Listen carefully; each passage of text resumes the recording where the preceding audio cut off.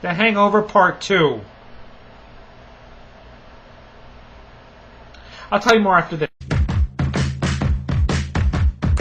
All right. Yeah.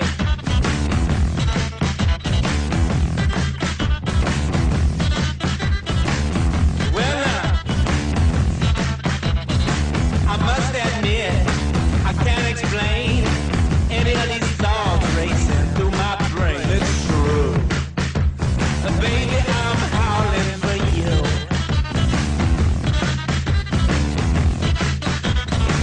Alright.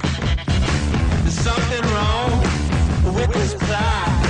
The actors here have not got a clue.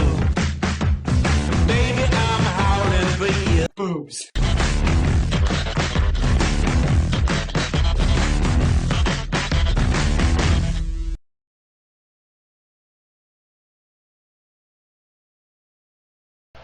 When I first saw The Hangover in 2009, I thought it was one of the funniest movies I've seen in years. All the actors played off each other perfectly. It was one funny misadventure after another, and it really stretched the bar of raunchy humor. But I also thought it was a film that didn't need a sequel. I thought this was better off staying as just as a one-time thing, but be that as it may, a writer out there didn't think like me, and a sequel was written up. The Hangover Part, which stars the returning cast. This time, Stu, played by Ed Helms, is getting married and travels to Thailand for his big wedding.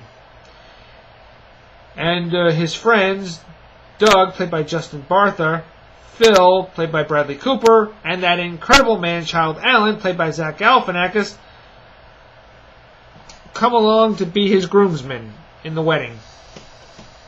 But one night, 2 days before the wedding, they decide to have a drunken binge on the beach.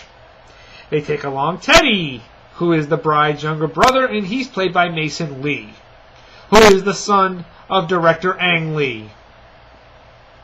I thought I'd throw that in. But the next day, they wake up in Bangkok, not knowing how they got there and why. Stu has a Mike Tyson tattoo on the side of his face. Doug went back early, so he's in no trouble. But Teddy has disappeared. And they're going nuts just trying to find him and retrace their steps of what happened the night before. And they run into Mr. Chow, played by the very funny Ken Junig. Will they find Teddy? Will they make it back to the wedding? And will they keep their sanity? You're going to have to see the movie to find out. This was a funny film. The Hangover Part 2 was just as good as the original. I'm not saying it's better or anything, but it's just as good. And I think it stretched the bar of raunchy humor a little bit further then, but half the time this didn't feel like a sequel. It felt more like a remake. Yeah, it just felt like it was just rehashing of the original, but at the same time it does stand on its own. And everybody was funny once again. I think the monkey in the film, as you see on the poster, was kind of the scene stealer. And so was Ken Junig with his funny lines, and Zach Galifianakis as that incredible man-child Alan, and Stu, played by Ed Helms, just going crazy, just going bat crazy. That was funny, and it does. I like the idea this movie does give you time to breathe throughout all the raunchiness, humor, and all that stuff, all the craziness. It does give you time to breathe in spots. But I suggest if you're easily offended, don't see this movie. Because, like I said, it really stretches the bar. But if you're into this type of humor, if you're prepared for just raunchy humor, I suggest you see this movie.